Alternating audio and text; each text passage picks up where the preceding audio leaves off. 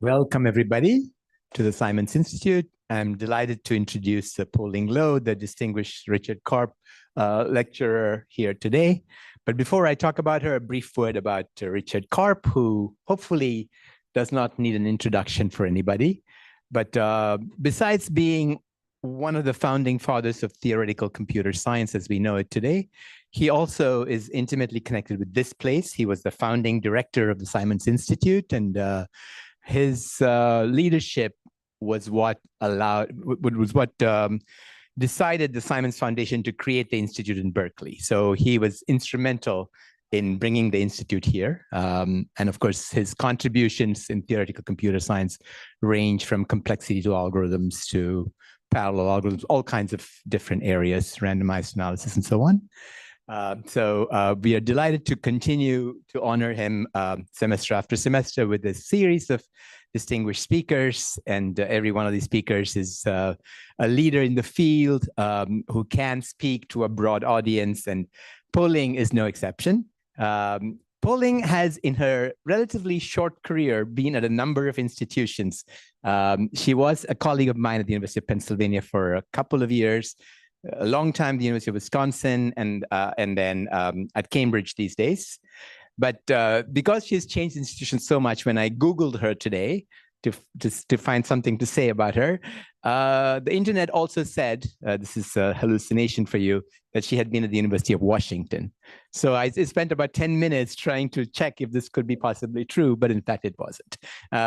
So those are all the institutions she's been at. Po-Ling works in a variety of areas in statistics, machine learning, optimization broadly. So she's exactly appropriate for giving this Richard Karp lecture in this program. Po-Ling.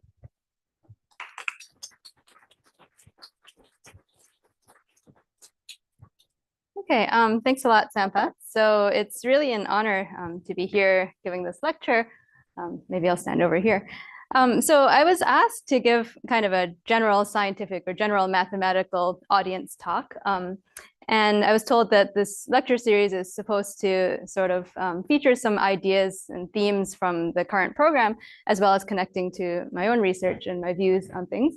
But I was asked to give this talk, I was asked for the title and abstract in mid-August, and I delayed until the last week of August, which coincided with the start of this program. And as many of you know, even us organizers had no idea how this program would evolve during the course of the semester. So I gave a very vague title and a very vague abstract, as you saw. And what I wanted to talk about was sort of how I saw that there were, opportunities from learning different perspectives, kind of more from the theoretical computer science worst case perspective to the more statistical average case perspective. And I thought that in preparing this talk too, I wanted it to be sort of a celebration of interesting things or comments that I also learned this semester from being here. So I thought I would start with a motivation from a talk that I saw by Andrea Montanari a month ago. Now, this talk was not here in Berkeley. It was at a conference in Davis honoring Peter Hall. And it actually, I really liked the way that he summarized basically the thoughts that had been going through my head about some things I was going to talk about in this Karp lecture. So, so one aspect that you'll see during this talk is sort of, even if a problem is non-convex, it might still be interesting to look at. And interesting because of the sort of average case being easier than worst case perspective. So this was Andrea's opening slide. And it says that in modern machine learning, we have these highly non-convex risk functions. But then there's this interesting property that even though these functions that, are being learned in a neural network are non-convex, we still find good local or global optima. And then, as Andrea said, statistician says, not my problem. But then the next slide said that actually it's an opportunity for statisticians to get involved. Because what happens is that even though optimizing a non-convex function in the worst case is computationally difficult, if you add in some statistical modeling, then it turns out that your function is not quite as bad. And this is something that I'm going to sort of feature a bit more in detail in some of the work I'll talk about today. And that's good too. So this is sort of my illustration of what Andrea was summarizing, which is that, you know, in the worst case, these non-convex functions could look kind of ugly. And the types of optimization procedures that I'm going to focus on are these so-called first order procedures. So they just follow the gradient.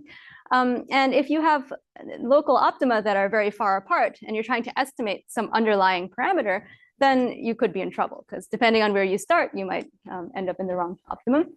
But what happens in this average case perspective is that oftentimes there's, even though the function you're trying to optimize is itself non-convex, and that's depicted with this black curve, you know, there's some underlying convex function which is well behaving. So you can think about it as that's what happens when you take the expectation of your function, or maybe it's the limit in infinite data. Then there's some nice convex function, and it has a global optimum that's theta star, the parameter you're trying to estimate.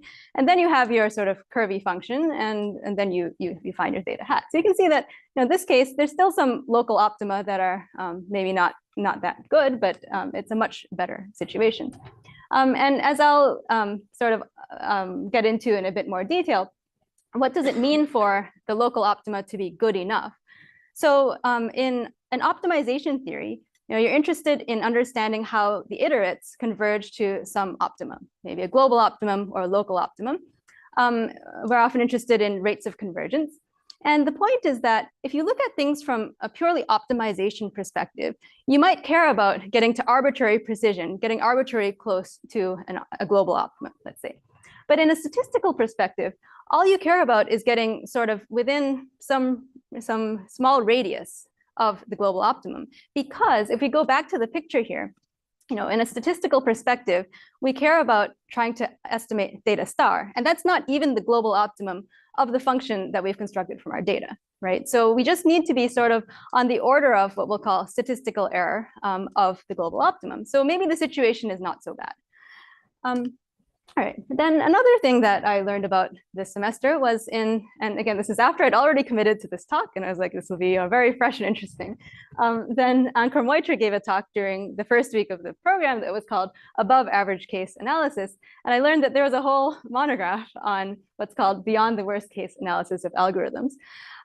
So this just reinforces that, you know, there is certainly an interest of looking at things from two perspectives and sort of seeing the continuum in between. And actually, when I was trying to find a picture of this book, I found a book review by Richard Karp himself, so we can appreciate this. So it says that many important algorithmic problems are intractable according to worst case metrics. This book says that it's possible, or it shows methods in which it's possible to craft algorithms that perform well under plausible assumptions about the structure of the inputs. And it says that this might be a turning point in the field of algorithm design and analysis. So I mean, I like that because it just reinforces my perspective that this is an interesting problem. Okay, so you know, then I was supposed to link this to the program, right? So what is the program about? Well, the program is modern paradigms in generalization. So if you haven't been here all semester, this is a picture that is on our t-shirts and all the graphics. And when I was thinking about what to talk about in this talk, I decided that I would talk about two things, robustness and privacy. And these are two topics that I have been quite interested in the last 10 years. And I have a lot to say in both parts about worst and average case. Through the course of being here at Simons, I've sort of come to appreciate the fact that underlying robustness and privacy is some notion of stability. This is partly due to my office mate, Russell Impagliazzo. And I mean, I think that there are lots of arrows you could have sort of going between these ideas. And I'm not going to make the connections explicit. That's not the purpose of this talk. I'm also not going to explicitly connect this to generalization. But what I did do was I went and looked at the names of the long-term visitors in this program who have worked on these topics, or at least one of these topics. If your name is not here, don't be offended. You know, I did look at, well, I mean, for instance, robustness, I sort of defined kind of narrowly like statistical robustness. If I talked about sort of some of the adversarial examples, and this would include Fanny, Madi, and others. So anyway, as you can see, we're sort of surrounded by this cloud of witnesses, right? So these are interesting problems, and this kind of lies under the umbrella of generalization. The work that I'm going to highlight, at least some of the work I'll highlight, is joint work with Ankit Pensia and Varun Zog, who are both here. And as I talk about worst and average case, the questions I'm specifically going to focus on are what types of perturbations might we look for in robustness? So you can think about what's worst case, what's average case. And then in privacy, we're going to think about different types of data. What's worst case data versus average case data. All right, so I'll start by saying my bit about robustness. And I'm going to kind of, well, so the goal in this talk is that I want to mention some really important results over the years, whether they're older or newer. I'm going to try to say a little bit about some of the work I've done and maybe, well, go into different levels of technical detail for different parts. And if I get too deep at one point, you know, chances are that a few slides later I'm going to reset. So don't get too upset. Okay, so classical robustness theory is a theory that was mostly introduced in the 1960s by some of these figures. Also, Peter Bickel did a lot of very influential work in this area. And sort of colloquially, the two goals are to come up with estimators that perform well, even under some deviations from model assumptions, and then to come up with a way of comparing different estimators and saying what is more robust than what else. Now, if it's your first time seeing this concept of robustness, you'll raise your hand and say, well, what deviations and what model assumptions? And that's sort of exactly what we're going to talk about, right? We're going to talk about what are some reasonable deviations to look at, and what's worst case versus average case. So very elementary sort of beginning point is, let's say we want to estimate what's known as the location parameter of some distribution. So to be very concrete, maybe we have data that are from a Gaussian model with mean theta and variance 1, and we want to estimate theta. So if that's the case, well, one thing you might do is calculate the empirical mean of your data. But then we all know that empirical means are not that robust, because you change one data point, you move it far away, and everything shifts. Maybe you should use something like a median. So one way of sort of putting this all into one framework is looking at what's called an M estimator.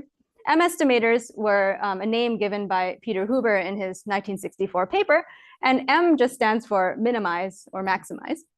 So if you look at minimizing the sum of a loss function applied to each one of your data points minus theta, then different loss functions give you different estimators that you might want to compare. So one of them is if you look at a quadratic loss, then it gives you the empirical mean. You can find that just by taking derivatives. If you take the absolute value instead, well, you can't quite take derivatives, but it turns out that this gives you the sample median, which is also a very reasonable estimator. So here already we see different, well, this is an interesting enough framework to compare different estimators. And in fact, well, there's a way of comparing the two and saying that medians are more robust, but that's not where I'm going. Instead, I want to jump to a loss function which is very well celebrated, called the Huber loss. And this is the loss function that in Huber's 1964 paper he showed was optimal. So first, let me tell you what the estimator is, and then tell you about a little bit about optimality.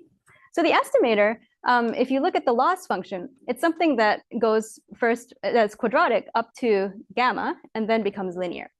If you look at the derivative of the Huber loss, it has this shape. And if you think about it, well, okay, so the Huber loss sort of goes, it's sort of not the quadratic loss and not the median, right? So it's not quadratic and it's not absolute value. It kind of interpolates between the two of them. If you think about the derivative of a quadratic loss, it would be a line.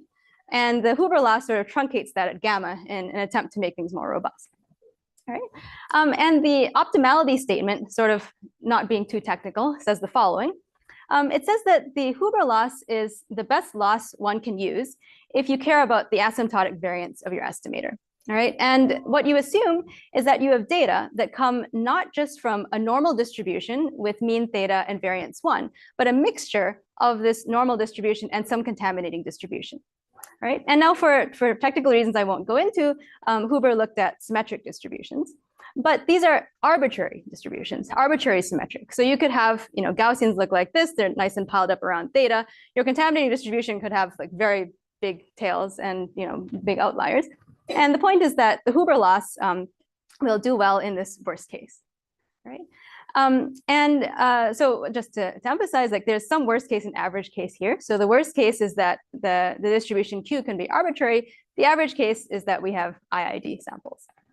And what happens is that for each epsilon, right, you can solve this optimization problem. And there's a particular gamma for the Huber loss that corresponds to the optimal solution.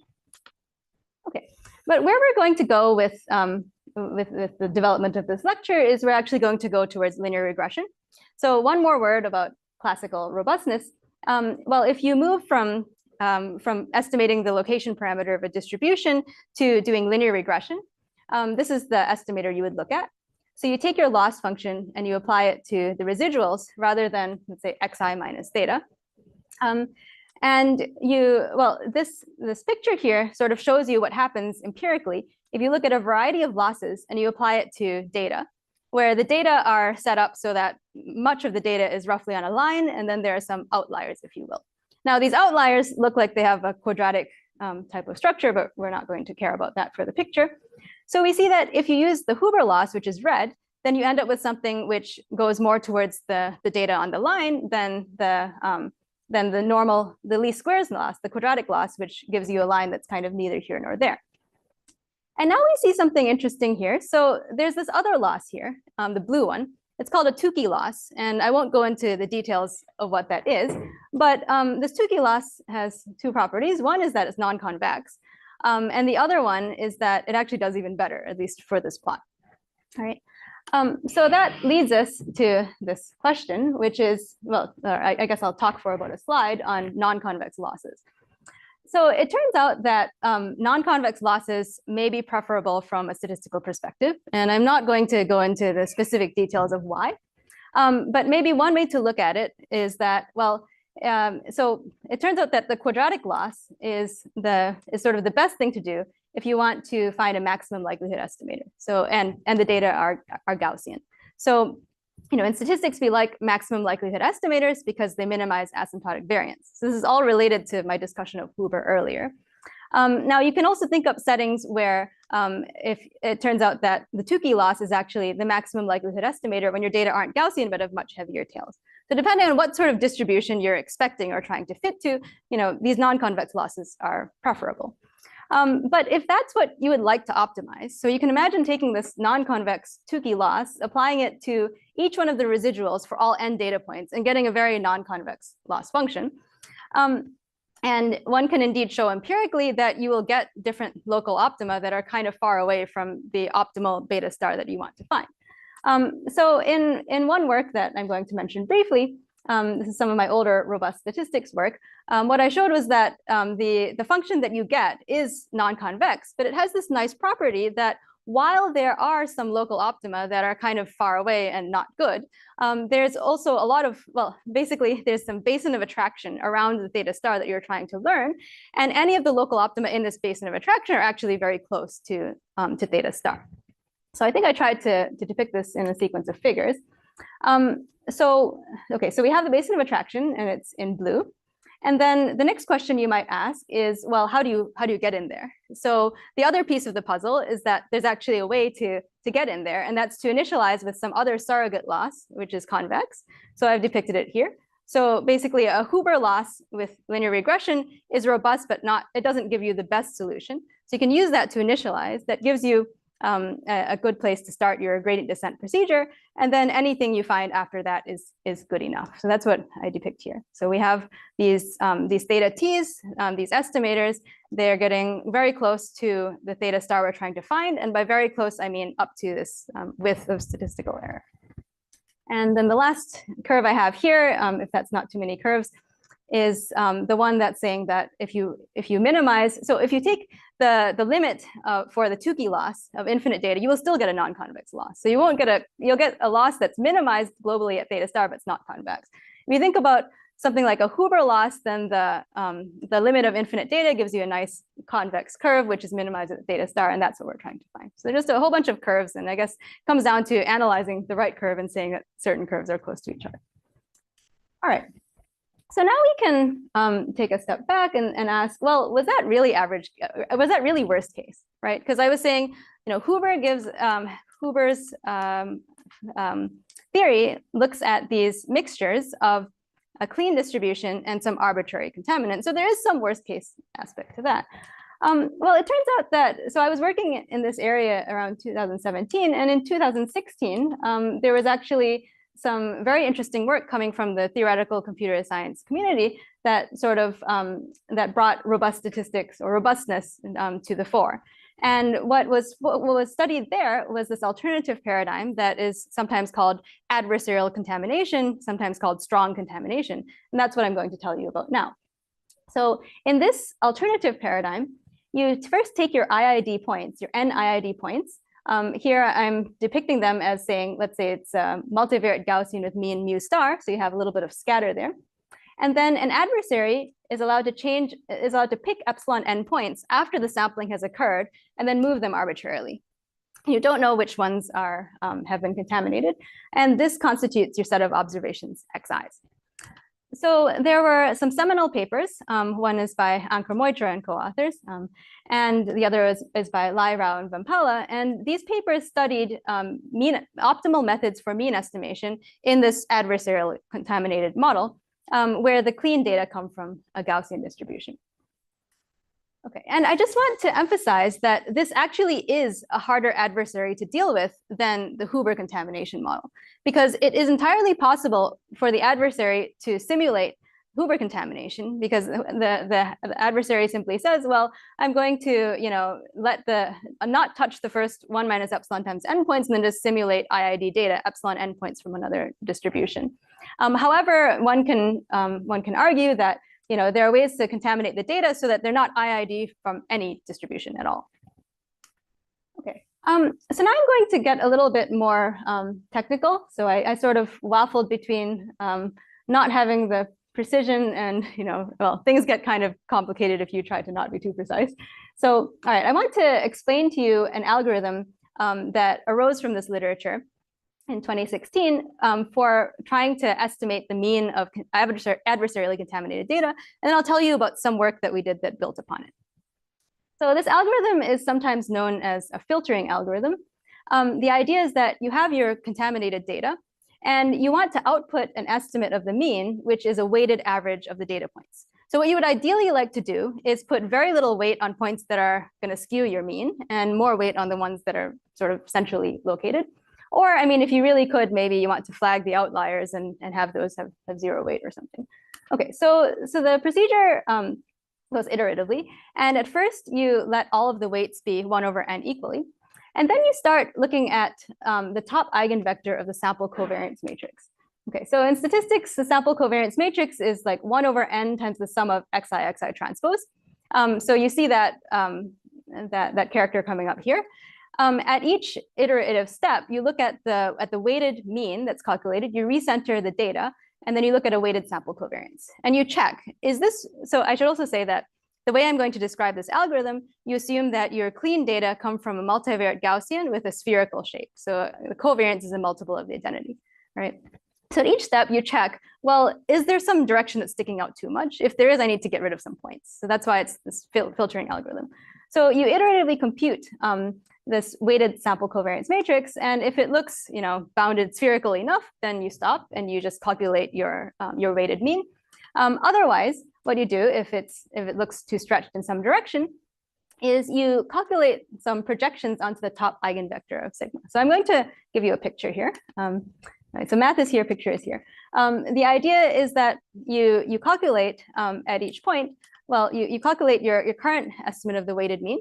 You take the top eigenvector of the sample covariance matrix. So that's like the top principal component direction. And then you project your points onto that. And that gives you these scores. And then for the points that have the highest scores, you make their weights decrease. So if you stare enough at this math, you'll see that the weights are monotonically decreasing. So if you've already gotten rid of a point, entirely made the weight 0, it's never going to come back. And what happens in pictures, at least, is that you sort of you downweight points that are on the periphery, and then you continue until things are roughly spherical. Okay. And without going into any of the mathematical details, it turns out that this algorithm is nearly optimal. So the tilde here hides logarithmic factors. And maybe just a comment on this. So in the limit of infinite data, you would still make some errors because you're taking your data and you're contaminating it. So you'd expect that even if n, the number of data points, gets very large, you would still have some error that depends on epsilon. So in the case of contaminated Gaussian data, it turns out that that's order epsilon. Okay, so then the questions that you might ask are these. So the first one is, does it need to be so complicated? Although actually, if you look at the original paper from 2016, it was much, much more complicated. So this is the easier, the version that's sort of cleaner and easier to describe that emerged in the years after that. And the question that I'm going to address is how can we use this? How else can we use this algorithm? So bear with me with a little bit more math on this slide. So I'm not going to tell you about the details of why this works, but I'll just tell you about a property of the data once they've been filtered. And the property is that the filtered data satisfy something which is known as stability. And the stability property says that if you take your data and you take the sample mean, it's close to the true mean. And if you take the sample covariance, it's close to the covariance, which is sigma squared times I. Except it's not just true for the data points. It turns out that it's true for any large subset of the data points. So if you took that filtered set and you shaved off some points and you calculated sample covariances and means, they would also be well behaved. And this is what we call stability, at least for this paper.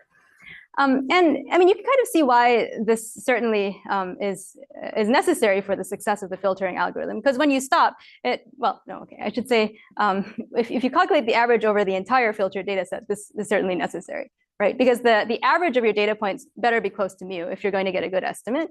And then the sample covariance better not be too spread out, otherwise you would not stop, you would just keep filtering. Okay, so in a word, filtering identifies this large stable set with high probability when you have contaminated data. And what we decided to leverage was actually the second part. So the second part is a statement about the data points having a sample covariance matrix that's well behaved. And if you followed what I've described, the property of filtered data points that had been used previously was simply that the mean was close to the true mean. But we started thinking, are there other ways that a sample covariance that's close to a nice covariance could be useful? And this turns out to be useful exactly in the setting of linear regression. So what I'll talk about now is the setting where we have adversarially contaminated linear regression. So in the linear model in statistics, you have these data pairs xi, yi. You have n of them. They come i.i.d from some model. And then the adversary can contaminate epsilon n points by changing either the x or the y or both in every single coordinate. And the main idea in this work was that what we wanted to do was take advantage of the fact that x's that are well behaved is good for linear regression. So the algorithm says, all right, well, you have these data points from the linear model, they're x's and the y's. So for now, let's just ignore the y's and focus on the x's. And let's go and filter our x's. And once we've cleaned up that data, then we just run Huber linear regression on the points that survive. So we use the Huber loss function, and we apply it just to the good points in this set S and the Y's and the X's. And I would say that this was motivated by a paper that we saw saying that using Huber regression when you just have contaminated Y's is actually useful, adversarially contaminated Y's. And then we realized that putting that together with the filtering approach on the X's would give us a nice story there. So this slide I will go over quickly. This is kind of, what is the result? Well, the result says, you need certain assumptions on the distribution of your x's and of the noise in your linear model. And the main result basically says that, that Huber regression gives you nearly optimal rates. And this is nearly optimal in the dimensionality, the number of samples, and also in epsilon. And in particular, it's computationally tractable. When we were writing the paper, we really wanted to say it's the first polynomial time estimator. And then there were some other papers that came out just as we were wrapping it up. But I mean, I think what is true is that it's nice and elegant in a statistical sense. It takes some ideas from classical robust statistics and shows how they can be useful even in worst case settings. And then maybe as an aside, we also looked at some other regression problems that that had been found also in robust statistics literature. Okay, so this is a good place for a joke, I guess. So another thing that I was able to do while I was here was to attend the Luca Fest, which was 2 days of a celebration of Luca's work and life. And I didn't meet Luca myself, but I mean, I gained a very strong appreciation for many things about him. And there were also some very nice witticisms that were shared. So this is one very memorable quote. And I thought, if I were to give one proof from the work that we did, what would it look like? Okay, so this is just a very brief snapshot, sort of like high-level details of, why is it that these classical methods can still be used when you have adversarial contamination?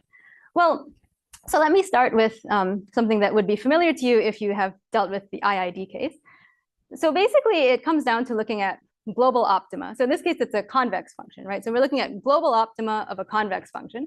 And we want to understand whether the global optimum, beta hat, is close to beta star, which is optimizing this other function, which would be if you had infinite data and no contamination, right? And it all comes down to understanding the geometry of this loss function. And there's sort of two ingredients. The first one is that the gradient of the loss function, the empirical loss function at beta star, better be small, because our optimization algorithm is going to find a place where the gradient is 0. So if beta hat is going to be close to beta star, then it should be the case that loss function applied to beta stars is close to 0. And then we also need some curvature in order for this all to work out. Because if the function were really, really flat, then that could mean that the global optimum is still very, very far away from beta star, even if the objective function values are close. Okay, so we need to understand this loss function and its derivatives. So this slide I'll go through quickly because either it'll make sense or it really won't. So let's look at the gradient, right? So the gradient is like that. You take your Huber loss, you take a derivative with respect to beta, and so you want to make this thing small. So in the usual i.i.d. setting, you say, oh, wonderful, I have an i.i.d. average of i.i.d. data points. Better yet, the Huber loss bounds the gradient. So I have a bounded data point here, and the wi's are bounded, and the xi's, let's say, are Gaussian, and I have good concentration. Okay, but the observation was, the critical thing is that if you just, well, you don't actually have to assume that your xi's are i.i.d. So if you condition on just the wi's being i.i.d., the xi's could be any arbitrary points that are sort of in a good configuration. And the good configuration comes down to exactly what these sample covariance matrices look like. And that's what allows you to conclude that that this gradient, there should be a gradient there, that this gradient is sub-Gaussian and then get good concentration. Right. So basically what we did was, we said that in the case where you have data that have been contaminated, well, use the fact that the filtered data also have a good covariance structure. And then to deal with the non-i.i.d.ness, well, your adversary only touched an epsilon n proportion of your points. So if you look at this average, well, a lot of the points are i.i.d. and then there's the contaminated ones. So you sort of say that the i.i.d. parts concentrate well, and then the contaminated parts don't grow by too much. All right, so that's the basic idea here, which again may have made sense or not. And then one word about the curvature part. So the curvature part is that if you look at the Hessian of your loss function, then you have a second derivative here, and it comes down to understanding what the minimum eigenvalues of this quantity look like. And let's just say that it looks a lot like the Hessian matrix of that's computed on the xi's. So if we have good properties of the xi's in the sense of the covariance matrix, then everything kind of works out. The details are very, very long and tedious. And in particular, getting all the parameters to work out perfectly so that we could derive rates that were optimal. All right, so that's my part on robustness. And now I'm going to spend the rest of the time saying something about privacy. Yes.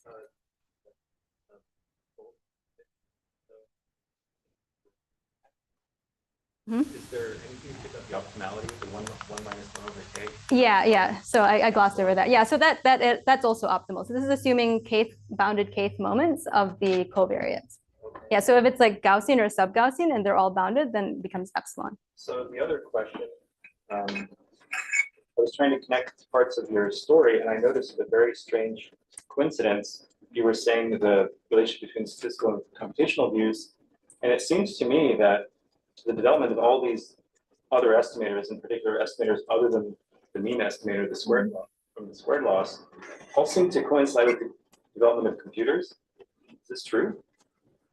I don't know. That would be a good fireside chat question for Peter on Wednesday. Maybe that's better. Yeah, maybe that's better. So we're having a fireside chat with Peter Bickle, and one of the questions I was going to ask him was what computation and also robustness. So I will weave that in. Thank you. Maybe a slightly fun comment. We measured for human perception using psychophysics, which loss function they use, and it's somewhere between Yuba and Tukey.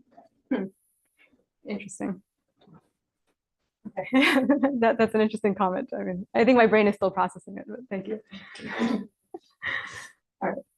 Yeah. Let's ask something very naive, like coming from like machine learning world, right? Have people try to use this to apply to, the adversarial, attack that people have been using in sort of, not let's say a large language model, right? So most of these things are not at least not from my understanding. So how do we try to translate what we have learned in statistics to apply to i.i.d. mostly to the real data that we tend to deal with these days? Yeah, that's a good question. So with some collaborators at Madison in the radiology department, we were trying to see if any of these insights would be useful.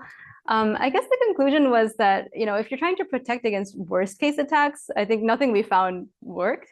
But I mean, there was, if you limit your attacks to certain classes of like things that are found in natural images or certain random distributions, you do get some robustness by using things like a Huber loss instead of squared loss.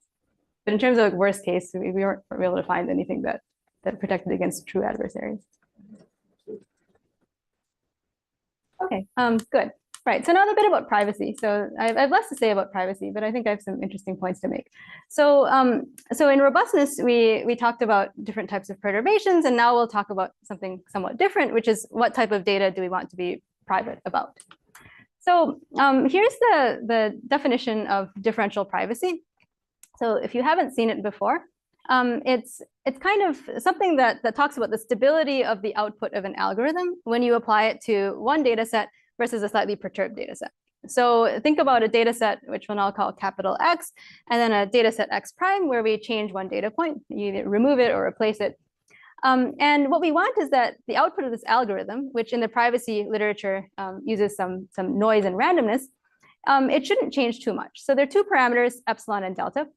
And if epsilon and delta are 0, then it says that by applying this definition twice, the output of the algorithm is exactly the same, no matter what you feed into it. So that's very private, but it's not very useful, not very interesting.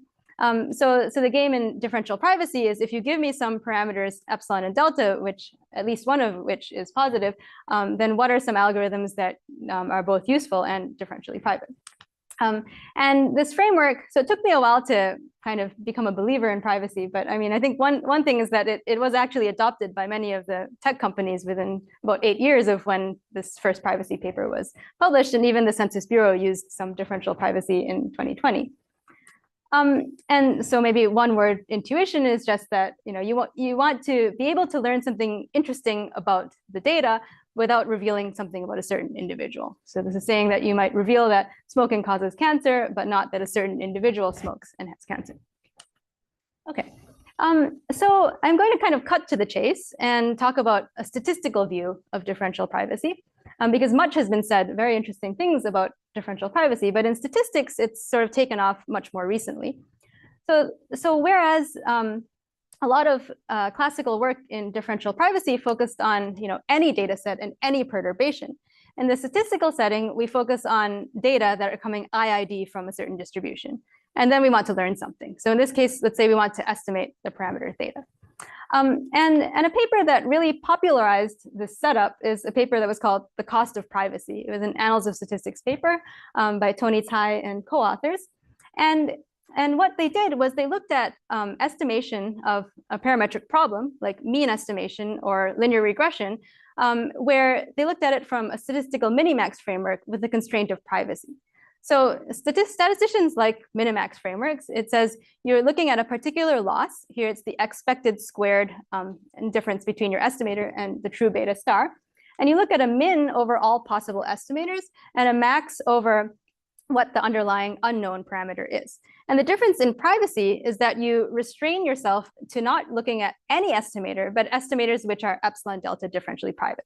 And so this fundamentally could change your problem because you're taking a minimum over a smaller class of estimators, which means that your loss could get bigger. And so what they showed in their work was some upper and lower bounds, and that in fact you might get you would get an inflated cost of privacy.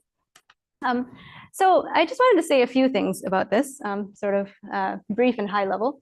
Well, the main method that was used in this work and in some of our follow-up work was looking at estimators that were computed using noisy gradient descent. So here you see this optimization thread that I had earlier in this framework too.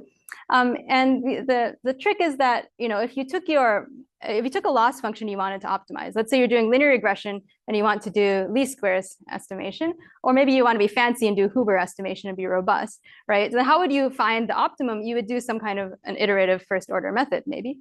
And in order to make it private, one way to do that is to take all of these gradients, which depend on the data, and individually make them private. And then finally, your output is going to be private. And so this idea of looking at noisy gradient descent was definitely not new to the Annals of Statistics paper. And there were various papers beforehand from the computer science community that looked at iterative gradient descent and studied different properties of it. But I think one main difference is that much of the previous literature focused on sort of worst case bounds on excess empirical risk. So what they looked at was the worst case of data X. There's still an expectation because the algorithm itself is random. And in our work, I'm just going to mention this as one line. So we picked up on this sort of optimization procedure for privacy and generalized the framework to show that we could have private estimation even under much weaker conditions on distributions and the support of the data and so on. And I think in general, what I've said here sort of opens up many interesting new questions. So if we look at any statistical estimation problem, we can now look at the private version of it and ask the question, well, if we look at a minimax framework, right, then what sorts of private notions of privacy do we look as a minimum over, and what sorts of estimation problems do we look at? Okay, so then the last idea I wanted to talk about, the last topic, is private synthetic data. And in private synthetic data, what you have is you have an original data set, x1 up to xn, and rather than returning some private estimator of a certain quantity, or maybe some answer to a hypothesis test or some statistical thing, what you want to do is return an entire data set, which is private. So the idea is that you could then go and do whatever you wanted to it, and anything downstream would still be private. And of course, you need your private data to also be accurate in order for it to be meaningful. So the notion of accuracy that's looked at here is to take some class of functions, script f, take a supremum over the average of the value of f on the original data and the value of f on the synthetic data, and impose that this be less than or equal to gamma, where gamma is your accuracy parameter. So here's a precise statement that says that this is computationally hard. I wrote it down here as much for my benefit as yours, because I'm not a cryptographer.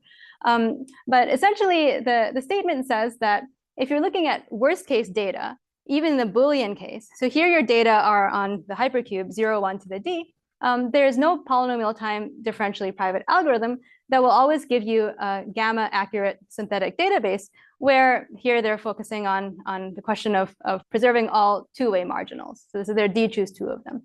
Okay. So my understanding is that for quite some time, there hadn't been more work in this area because it was sort of a worst case impossibility result. Interesting question, but it seems like it's very hard. And also in this paper by Ullman and Vadan, there were some comments on, there are exponential time algorithms that were studied by others. And also another way of relaxing things is to say that you only want to provide private answers to certain queries rather than giving an entire private data set. Okay. So now if we go away from worst case, then what's the average case analog of this? So the average case analog is to say, well, I'm not going to let myself construct a worst case configuration of the data on this Boolean hypercube. I'm going to restrict myself to i.i.d. data coming from some fixed distribution. And this perspective was taken by Roman Vershinin and co-authors in the last few years. To me, this is unnecessarily complicated, but this is just to tell you that there is a computationally tractable algorithm that works if you have average case data. So the details of it are to build some private histogram estimator. So in their work, they looked at the Boolean hypercube. And essentially, you first sample some points on which you're going to build your histogram. And then you learn the weights of the histogram by solving an optimization problem. You make it private by adding some noise to every query. Okay, so this is some work that, that we then extended, I and a former summer intern, to more general discrete and continuous distributions. I also wanted to mention that actually my interest in private synthetic data predated. I started getting interested in this in like 2019 or 2020 by reading a paper by Larry Wasserman and Shuheng Zhou, who's another long-term visitor here, where they were actually looking at private synthetic data before it got so popular back in 2009.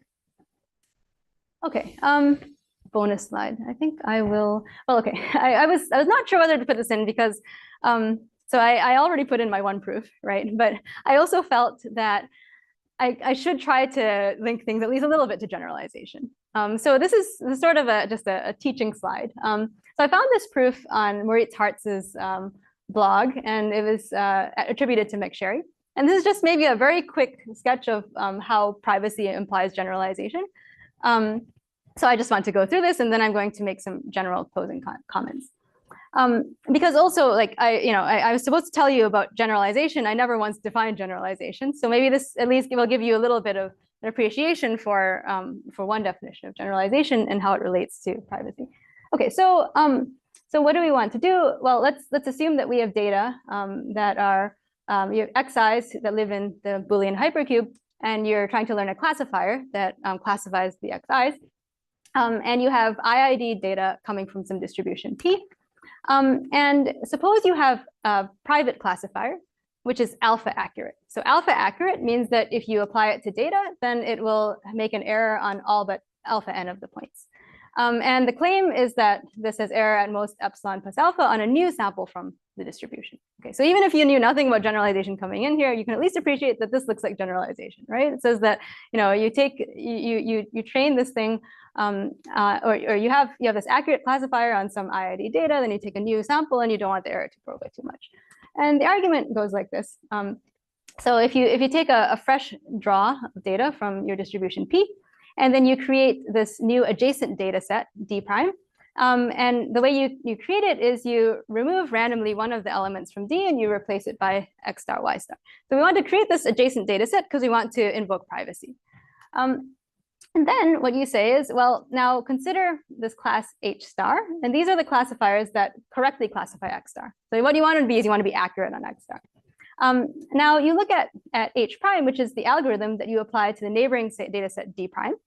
And because it has error at most alpha on D prime, and all of these data points in D prime are also i.i.d., then the probability of correctly classifying X star is going to be at least 1 minus alpha. Okay?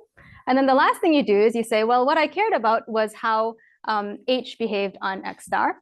So the way H behaves on X star is close to the way that H prime behaves on X star, because it's the result of the algorithm on neighboring data sets. So you're only off by a factor of e to the epsilon, and you end up with the answer. Okay. So I think that's kind of cute. And then because I thought I should relate this a little bit to some of the work we did. Well, this is kind of me looking retrospectively at the last few years. And actually, interestingly enough, so before I started working on privacy, Ankit's first paper in grad school was about looking at these noisy iterative algorithms and showing that they generalize. So we looked at an information theoretic argument for this. And it's interesting that, there we were looking at the same types of algorithms and proving generalization, and then much later with different co-authors from a different perspective, I'm proving privacy using the same types of algorithms. Okay, so to summarize, so I had a few closing thoughts. So first of all, kind of the vague high-level statements. Well, I think worst case impossibility results could be an invitation for new research perspectives. I mean, I think It's good to come up with impossibility results that kind of gives you like the box in which you want to play, right? But it might not be the end of the story. Robustness and privacy, personally, I think are very important. And I think if you have an algorithm that generalizes or does well in different distributional contexts, it's good to make them robust and private at the same time. I think I've kind of displayed a few interesting problems where it's sort of interesting to understand like what is worst case and what is average case, and is there some spectrum in between, and also to be able to take some older tools that maybe were useful and easy to analyze in an average case perspective, and then still see their usefulness in a worst case perspective. So now this is the last slide. So I was going to have summary and outlook about robustness and about privacy, and then I realized that I had much more interesting things to say about robustness, so let's stick to that. So I think even in the framework of robustness, there's still much more to be explored. So I talked about this even in the average case setting, right? Huber draws from this Huber contamination ball that's an epsilon fraction of an arbitrary distribution, 1 minus epsilon of the clean, right? So the Huber ball is easily relatable to the total variation ball or the Kolmogorov-Smirnov ball, but then there are balls like a Wasserstein contamination ball that are not, generally contained one in the other. And in some work out of Berkeley here, and then some work too with my student, we looked at the question of how to do optimal estimation when you have these Wasserstein contamination balls. And there are lots of interesting unanswered computational questions there. In a very interesting paper from 2023, Chow and Dobreban so this was inspired by this Wasserstein contamination work. They also looked at something they called joint distribution shifts. So rather than looking at data drawn from a distribution nu that's in some ball around mu, you let every single data point be drawn from a different nu I, possibly in a dependent way. And their paper sort of tries to motivate this from an out of domain, or out of distribution learning problem, which was also one of the topics of one of the last workshops in this program. So I think there's still a lot of interesting questions here. Then here's something that I know even less about. So in the last couple of years, there's also been interest in understanding, are there actually separations in this sort of in the adversarial contamination world? Okay, so sometimes the type of adversarial contamination I told you about is known as an adaptive adversary, and then there's this oblivious adversary who can only choose where to place the epsilon n points without looking first at the sampled n data points. So there's been some recent work saying that there are actually separations in hardness in terms of sample complexity. And then very recently in the last few weeks, there have also been some work talking about equivalences between these types of adversaries. And I haven't read any of this literature in great detail, but I'm sure my co-authors or even other workshop participants here would be happy to have a lively discussion if you have questions about that. So, and then the last question, which I have not at all touched on, is, of course, as a theoretician, I haven't thought much about practice. It's really unclear what level of these adversaries are maybe the most interesting or useful to consider for a specific practical problem. So I'll end with a picture I found in my daughter's joke book, which I think is relevant to the program. And here are some references of the works that I talked about. So thank you very much.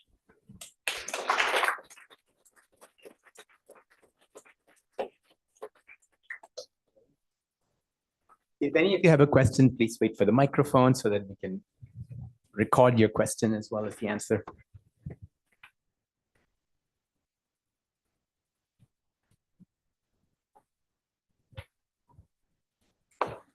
Okay, so thank you for the amazing talk. And on your results on private data set synthesization, I was wondering if your results still have some sort of cursive dimensionality or exponentially bad dependence on the dimension, because in the end, you're trying to capture, you're still trying to capture a data set that exists in, say, d dimensions.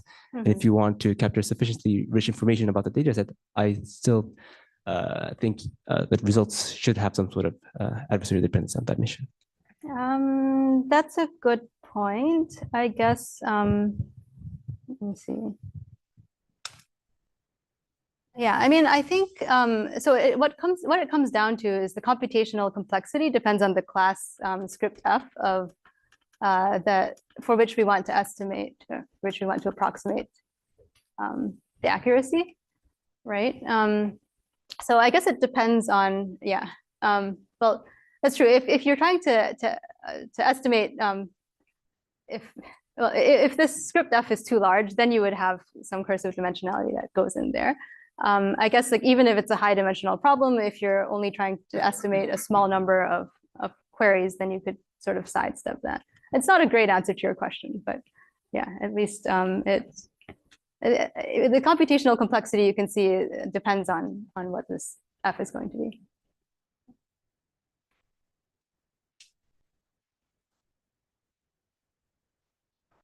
Any other questions?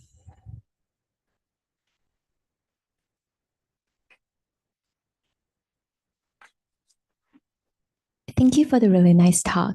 I wonder, like in this talk, it seems the average case is taken as i.i.d. And to get closer to real data, it seems real data is neither the worst case nor i.i.d. I wonder if there's any other assumption between that's still technically tractable to work with. That's a good question.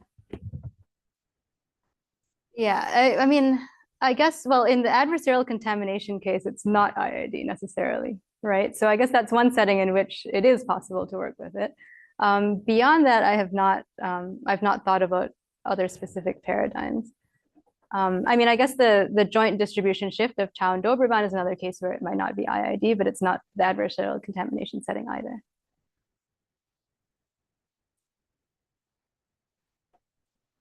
Thanks. It's really nice. I'm curious. So regarding this connection to optimization and with what you started, if I understand correctly, the type of results you showed are cases where under the statistical assumptions, you can show that you can actually solve the optimization problem. But there's still cases that it's still the case that ultimately we are doing some sort of M estimation. You are phrasing the statistical problem as an optimization problem that's in general hard, and then you're showing you can solve it, or at least good enough.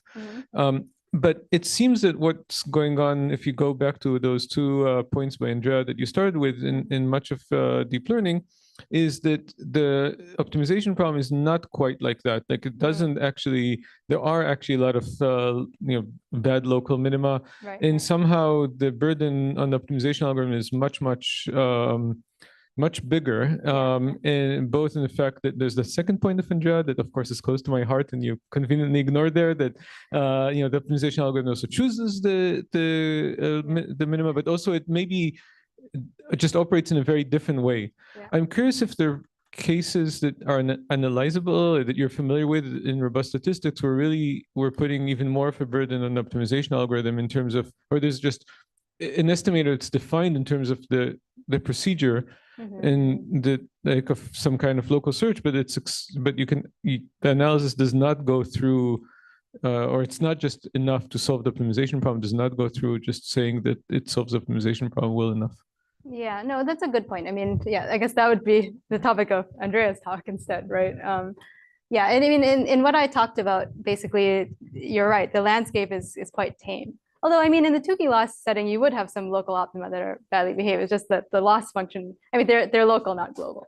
So yeah, I mean, I guess my answer is not in the robust statistics problems I've studied, but I guess in Andrea's work, Really with the right. Yeah, not in robust statistics. Yeah.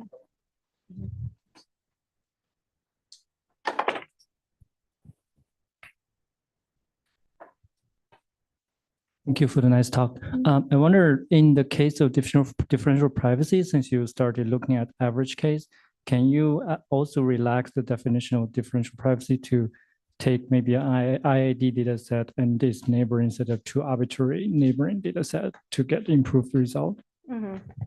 Yeah, probably. So I'm less versed on this. I mean, I know that there are many papers that have been written about the specific definitions of privacy, but I'm not an expert there.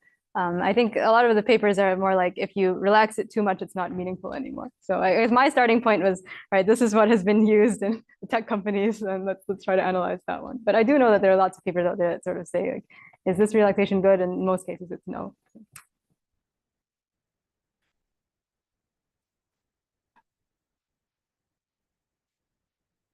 Hey, let's thank Po-Ling again. Thank you.